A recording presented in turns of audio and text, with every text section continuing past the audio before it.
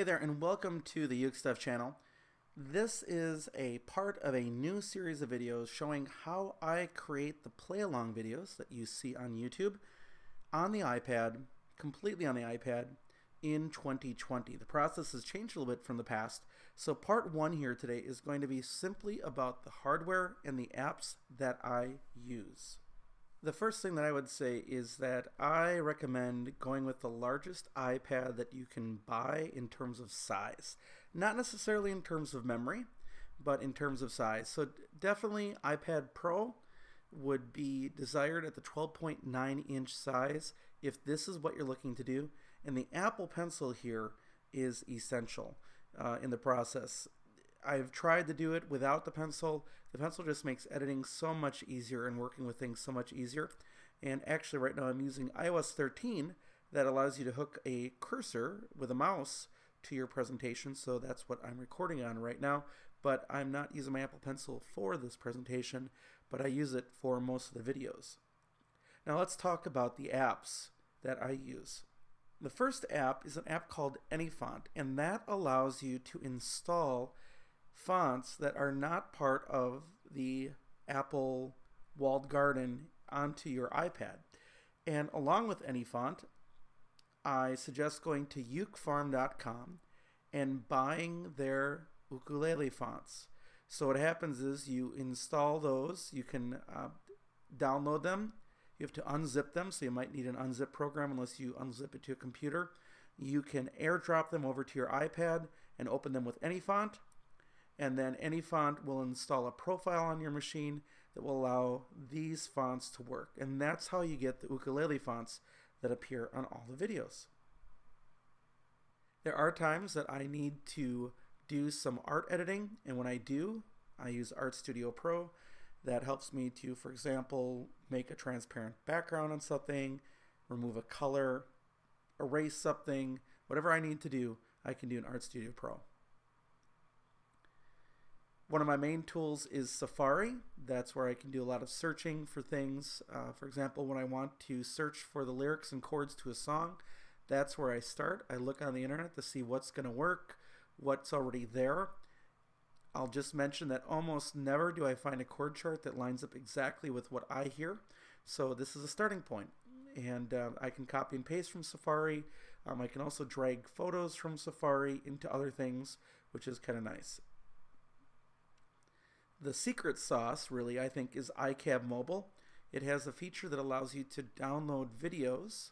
So I usually import an actual video from YouTube, usually something that already has lyrics out there, a lyric video, and I use that for my audio source. And iCab Mobile allows me to download that original file to then open into my video editor. And there are times that the video or the audio from the video is in the wrong key, or I need to edit it or do something. Then what I can do is I can open from iCab Mobile. That open in feature of iOS is wonderful, right into Twisted Wave. And then with Twisted Wave, I can alter pitch, I can speed up a song, slow down a song, do what I need to do. And then from Twisted Wave, I export to LumaFusion.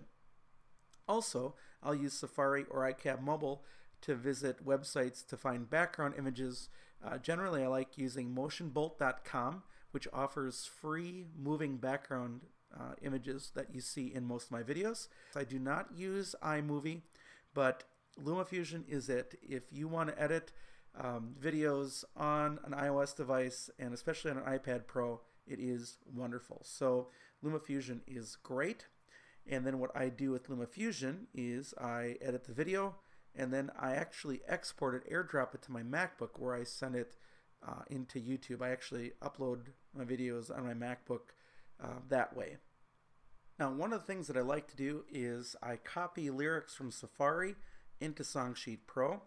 There's two reasons for this. Then I have a chord chart that I can work with, and that I can also export later into OnSong. I'll talk about that later.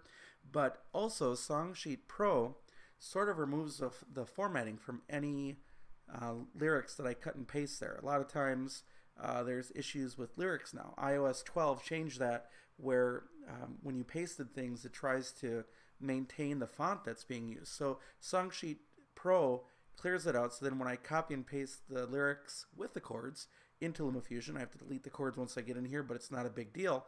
They come in and they paste in the format of what the prearranged text style is rather than some other text font. So Songsheet Pro is good for those couple of reasons.